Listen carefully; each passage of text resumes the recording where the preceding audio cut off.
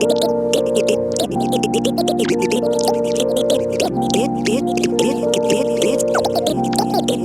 the Boom Bap Hour.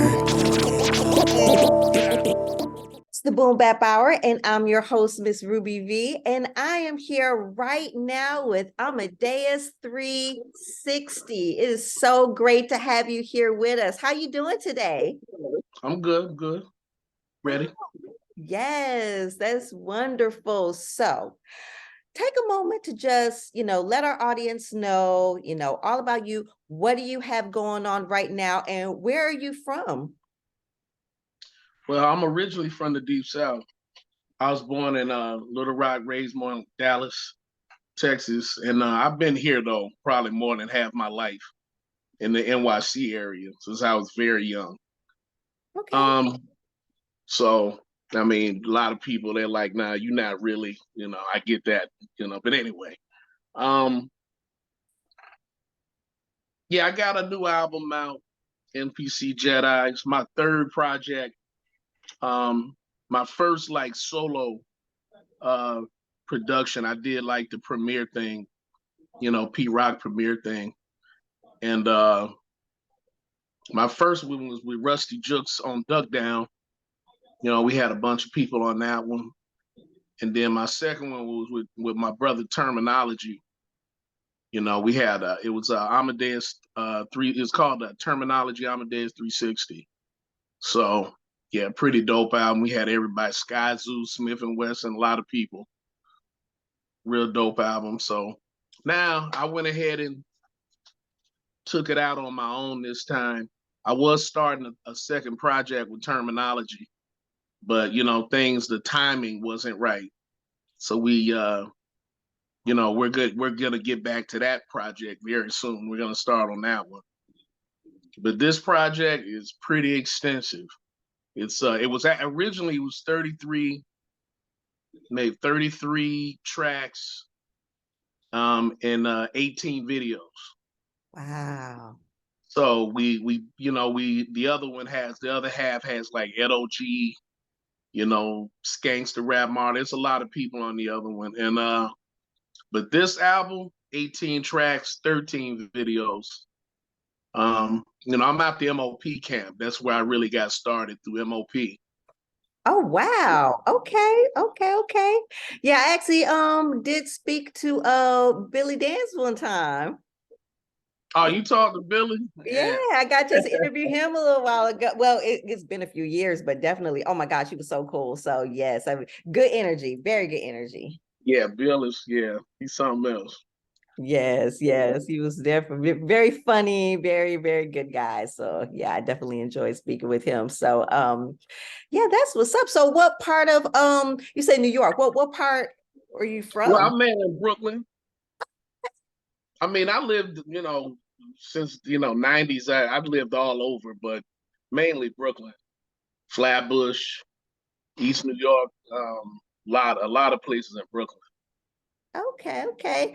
And I mean, I was just reading your bio and you say that you started in the 90s and I mean, you got a chance to, meet a lot of people. Like you say you met the Fat Boys, and it just sounded like you were right there, like in the where everything was going on, you know what I'm saying? So I mean, like that's really, really dope. You know what I mean? And you got a chance to be mentored by Kid Capri. Like, what was that experience like? I was introduced to him by Nick Wiz. That's Rockness producer, one of Rockness producers, and we got real tight. And he introduced me, and for a minute we were really kicking it. Like Kid was really the real reason I was able to like get more confident. He was teaching me some stuff, and being around him and then seeing that little world and being inside, it really helped me believe in myself, because it was pretty much after I played one track for him, he told me I came a long way in a short period. So, and I felt really good about that. And I just haven't looked back since. It's been a minute now. So, yeah. Wow. That's really, really dope. Well, I mean, the cool thing about it is, I mean, do you feel like just having so many influences and everything like really kind of contributed to the artist that you are today? I mean, yeah. I mean, I'm a producer's producer. So, you know, all Break that it's down. The cliche. producer, break that down for us. I mean, it's cliche. You don't want to, start looking arrogant and over time. Like there is like you have a difference in type of production, and I'm a producer. I do things the producer way. The real producer. We don't take the shortcuts. We get creative. We do everything by hand. I produce like Pete Rock, Large Pro, my brother Premier, people I've gotten to actually I know and work with before, you know.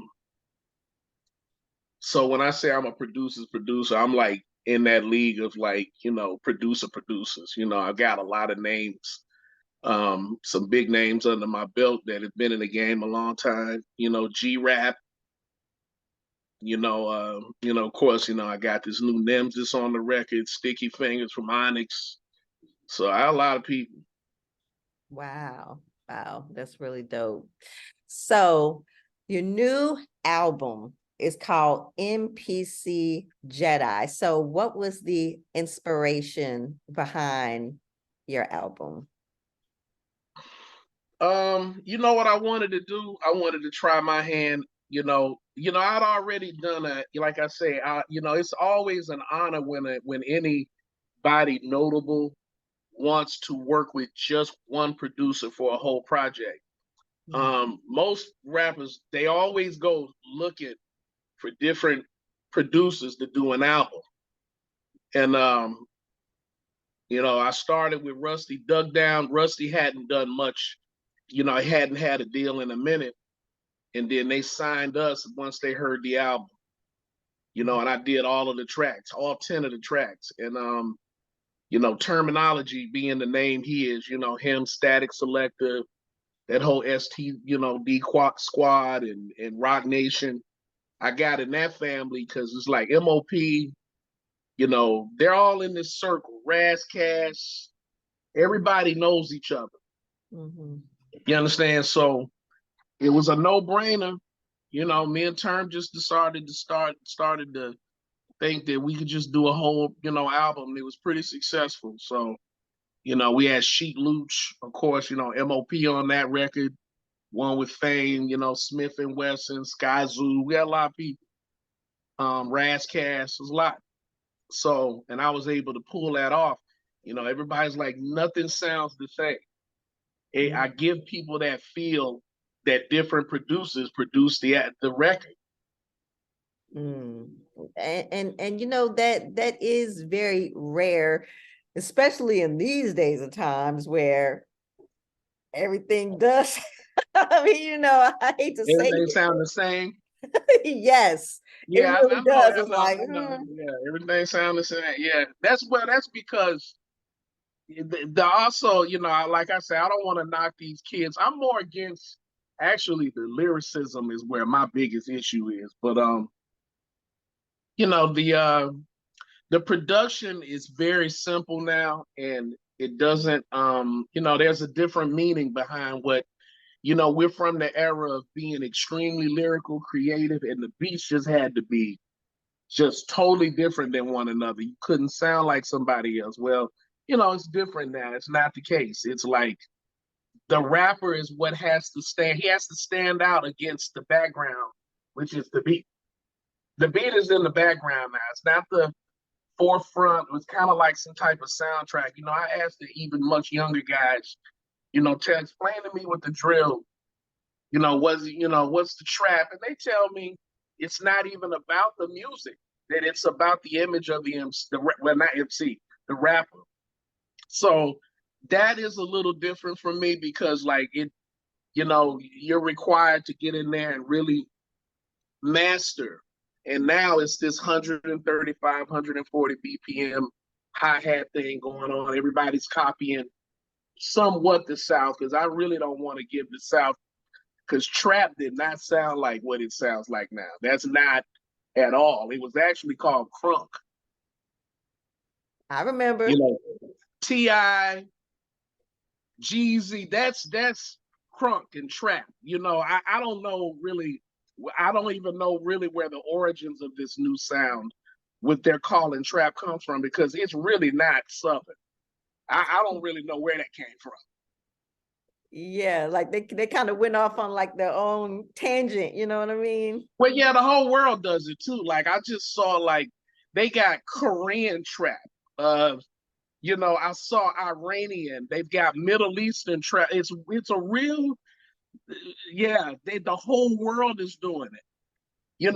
Original trap was, that's really an Atlanta thing, and the South just had crunk, and crunk music came in different type of forms because you had, 8 Ball, 8 Ball MJG, the Ghetto Boys, and then Florida had that whole sound that they had with like 95 South.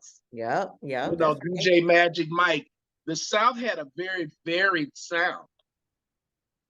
You understand? So I don't know I don't know. I've had this conversation with a lot of people, with a lot of famous people, and and it's just odd. Nobody really can pinpoint how and when it it changed over. Right. Definitely. So do you think like with the newer artists, do you think it's something like, because I often think like, sometimes like the younger artists and the older artists kind of be like at odds because they really don't understand each other. But what do you think that like the older and younger artists can like learn from each other? Well, you can't be closed-minded and not listen to what the boys are talking about. There is a big disconnect. I can't admit that. Like, as far as like, there's like this. Each generation we came up, like we grew up on, your Shaka Khans and your Marvin Gayes, and you heard your parents playing the Temptations, and these are the things that eventually went on to be sampled by my time. So just like Big did Juicy, that was M2 I was a little kid when M2 dropped Juicy, but it was being played in my household. The difference is you grew up hearing the music that your generation was sampling. You were very familiar with previous music that either was somewhat before you or when you were a child and your parents were playing it. That disconnect is completely. I talk to them all the time. I mean, I'm in studios with a lot of drill artists, and they don't know any of this stuff. Yeah. I was with one of Pop Smoke's producers, and I sat and listened to some of the stuff that he, and it really surprised me. Like they're sampling stuff that was actually remakes already. Like SWV did Right Here, and that had Michael Jackson Human Nature in the sample, but they sampled the SWV version that it's different. They don't even know the origin of where it came from originally. Yeah, we're original with it. We just grab the record and flip it. Right. I've never seen somebody samples somebody that sampled something already. It's very different. Lotto, that new Lotto stuff, she has a couple of those. I was like, this is a remake of a remake. I don't know. I think that it's like it's almost like every 20 years, the new generation gets a fascination. I mean, it's even like with music and fashion. Think about it. In the 90s, I remember a time where, of course, like people were, if they were music sampled a lot of the stuff from like the 70s and everything. And that's what we grew up listening to, you know what I'm saying? And yeah. The fashion started emulating like the 70s. I can remember myself even wearing some of that stuff back then, okay? But now it's a fascination with what? Like the 90s and all of that. Well, it's weird, yeah.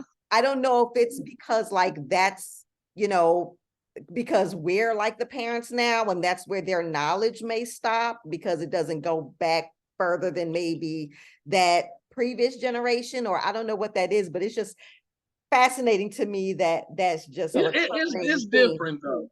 It's different now because like I I can definitely see why. Like, we didn't go through phases where we weren't walking around in late 80s and early 90s trying to be like the 70s.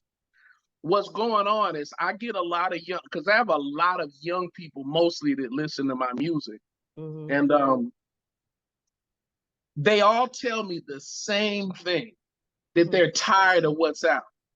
Mm-hmm. And what it is I've had these kids, oh, I wish I was born in the 90s. It just cracks me up and stuff.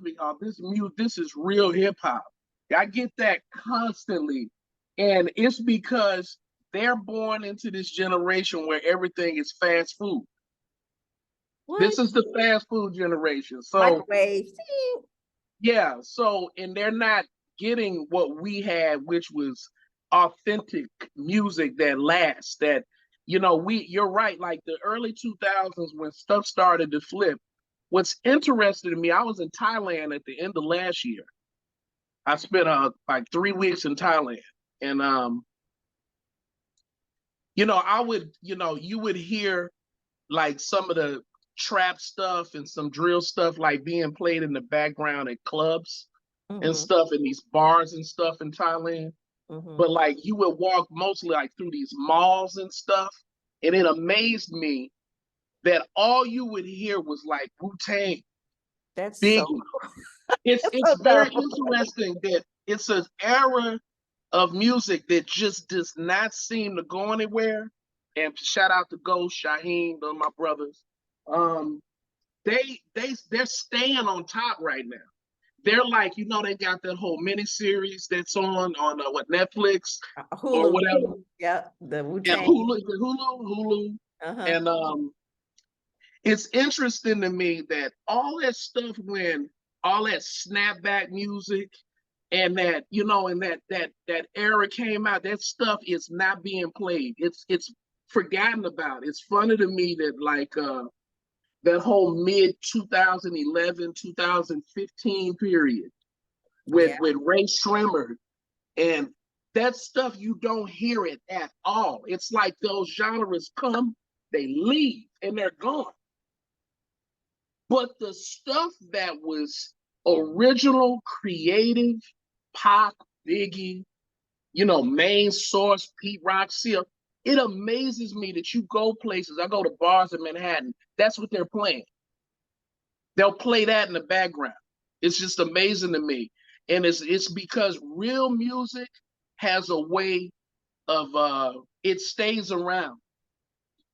It just stays around. It's like Bobby Bird said. He says all that other bull crap is fickle, and it'll die out and people won't even remember it. But real music will last. And that's I'm telling you, and that really is very truthful. And that's what I would say that would make you a legend, because when you really have like music that really, really lasts like that, that's what really, to me is like the determining factor. Like, do you have something that's going to be timeless, is going to be, like you said, like 30 years later. And I can't believe I'm saying that was like 30 years ago. I'm like, wow. But is it still going to be like the kids 30 years from now going to be listening to you? Because I like my niece, she said the same thing to me, that young kids say to you like, oh, I wish I was back in the 90s. Doesn't seem like they talked about this and love, and they don't do that anymore. And it's timeless music. So I mean, it's not even just the music. Also, it was also it's there. What a lot of them don't understand is concert tickets didn't cost $2,000 or start at a minimum of $350, and the artists were far more accessible. And back in the day, you might run into special ed. You might run into Rob Bass, LL. If you're on Jamaica Avenue, you might see, Run DMC. And also you had to have there was a requirement that you be exceptionally talented. You had to be exceptional, meaning you, like right now, what's happened is technology has allowed talentless people, I don't mean just in music, period. And one thing I always noticed, all people love to be noticed. Everybody wants to be validated for something, but very few people are actually talented. And if you watch like American Idol and stuff, those contestants, they come in, those young people, they're delusional. Like they'll come in because their sister told them that they could sing because they heard them in the shower. It's very interesting. And then when they start singing, you know, Simon and them, they're like this. They're like, who told you? Well, what's happened, technology has allowed people's insecurities to be put on camera. What they'll do is okay, well, I'm unattractive, so I'm not pretty, I'm not handsome, I can't sing, I can't dance, but I could, lip sync to a song and fart into a microphone and make people laugh. Right. And millions of people go nuts over it. But then what happens? Just like the guy with the remember the Fleetwood Mac to get the guy that was on the skateboard drinking ocean spray to the Fleetwood Mac song. Yeah. Where is he? Where is this guy? I don't know. I have no clue. He got millions of views and was this celebrity for a good straight 3 months. Where is it? Because the truth is, in 1990, nobody would have ever seen or cared about somebody drinking ocean spray while lip syncing a popular song on a skateboard. It just didn't exist. You could not be famous for that. Well, now people are being famous for being famous or being notable. You know, I saw one girl, she had the largest lint collection in jars. That by me again? Wait, what? She had a dryer lint collection. Oh Lord. And I mean, so that's where we are. That's where we are. It's where we are, and I've just accepted it. It was frustrating. I just made a comment on Instagram, and Kid Capri was always watching, and he liked it, and a bunch of other people, about, they say some of the older ones are bitter. We're not bitter.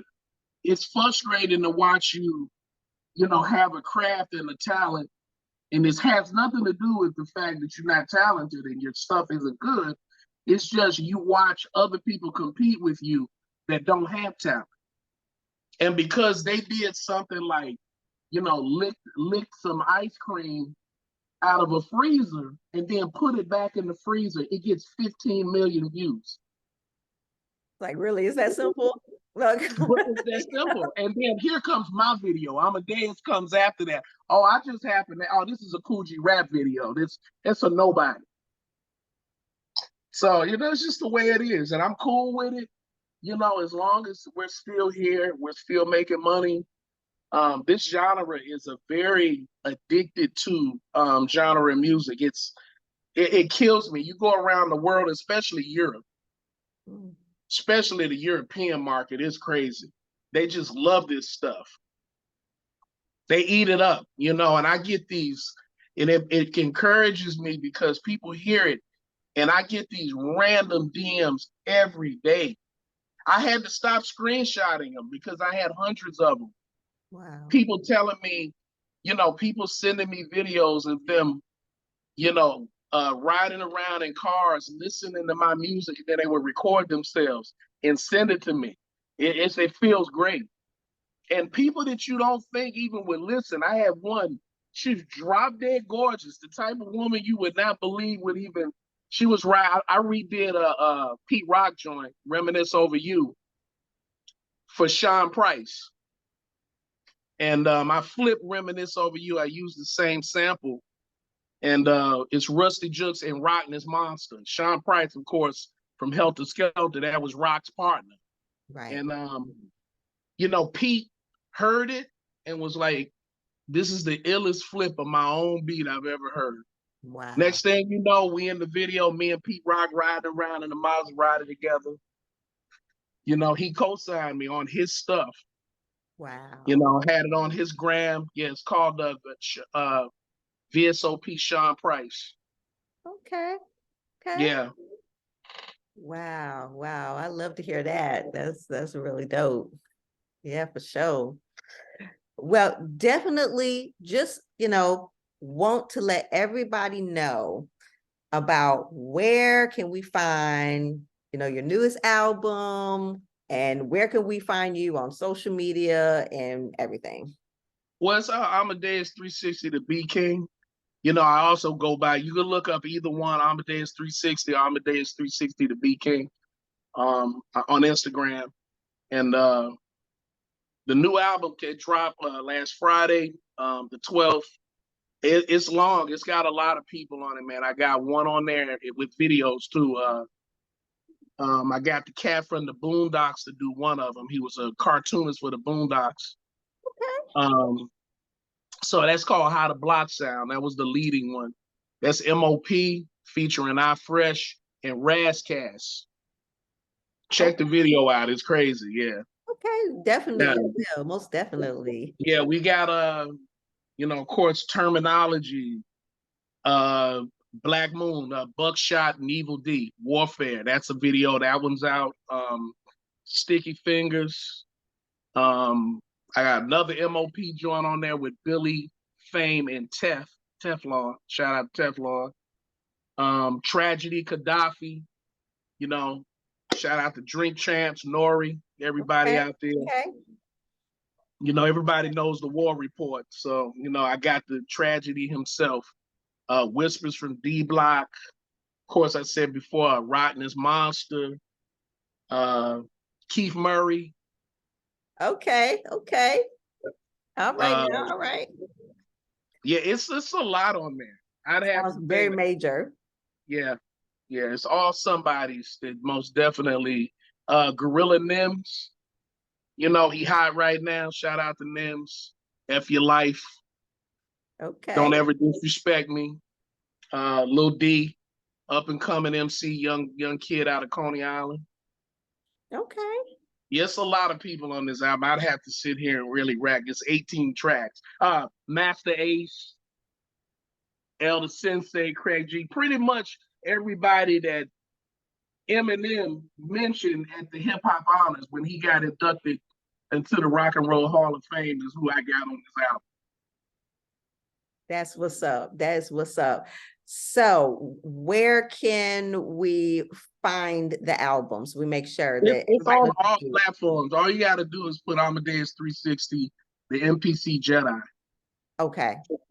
Yeah, it's me and with it's a cartoon pic of me wearing a cloak with a Jedi sword and an NPC. Okay. All right. All right. All right. I'm a Well, huge Star Wars fan, so that's I what that see. was. I see in the background. Yeah. Yeah, Yeah. for sure. Yes. So everyone, please go out and definitely support this album. Sounds like it's so dope. Definitely something that you're gonna want to check out. And before we wrap it up, is there any shout outs that you want to give? Just shout out to all the fans, really. I mean, look, if it wasn't for you guys, we couldn't eat, And you are keeping this genre of music alive. It's you. It's at the end of the day, it's the fans. And we need to be there for the fans. And that's why I put my heart into everything I do. I don't do anything that's fly by night that you would forget. None of my stuff sounds like nothing else. And so it can't be forgotten. You understand? When they played my Sheek Louch joint and Fame and Terminology joint when uh K Slate, when K Slate played it on Hot 97, it didn't sound like nothing else on the radio. Of course, he passed away. Rest in peace, K Slate, my brother. These case like That was crazy because we had just got him to, it was really weird. We had just got him. And then wow. 3 days later, he, Yeah. he's in the hospital. Wow. And then I run into him. We took a pic together. It was just, somewhere. And then we seen each other in Edgewater. He was there for my Rusty Jukes video. Wow. Yeah, it's crazy. We losing people. Yeah, You that know, one. I was about to work with Fred the Godson.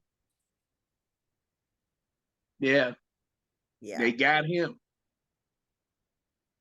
And Yeah. it hip hop definitely had some losses for sure that hurt. Yeah, and Definitely shout out hurt. to my brothers True Goy, uh, Granddaddy IU. They both passed also. I was working with Granddaddy IU when he left. And I redid Stakes is High, tribute to De La Soul and Dilla, because I told True Goy and Ponce I was gonna do that. And it felt really good to, True Goy put it on their story and their timeline, the Mm, video. So he mm, did get to see it before he passed, and it felt really good to see his response to it. Because it's we owe them. definitely. Yes. And I'm so glad. That makes my heart feel good that, got a chance to, hear that and see that before, he passed away. That is what a wonderful honor, to be able to say that. Most definitely. Yes. Well, I just want to tell you, it's been such a great conversation and I really enjoyed this interview, like seriously. And yes, anytime you are welcome back. We most definitely going to be, playing some from off of your album, MPC Jedi. And again, it was so wonderful having you with us today. Thank you so much again. Thank you. Appreciate that. Yes. All right. Well, again, this is the Boom Bap Hour. Keep a lot. Don't go anywhere.